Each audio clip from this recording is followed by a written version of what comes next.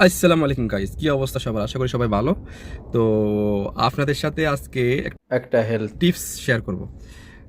কথাটা হলো এরকম যে আসলে মানুষের দুপুরবেলা খাওয়া দাওয়া করার পরে এরপরে বেশিরভাগ মানুষের একটু মানে অলসতা ফিল হয়, ঘুম আসে। তো বেশিরভাগ ক্ষেত্রে মানুষ তো আচ্ছা একটা দুইটার পরে তো সবাই ঘুম যেতে পারে অবশ্যই, যাদের কাজ থাকে হয়তো তারা হয়তো সময়ের কারণে পারে না। তবে যারা পারে না তাদের আসরের পরে আসলে অনেক সেইরকম একটা মানে অলসতা আসে, কাজ করতে মন চায় না, পাশাপাশি অনেক ঘুম আসে।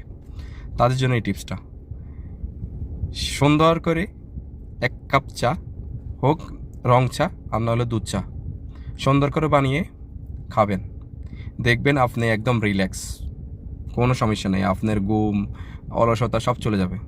আপনি একদম নর্মাল, একদম ফুরফুরে মেজাজে যে কোনো কাজ করতে পারবেন। ধন্যবাদ, সবাই ভালো থাকবেন।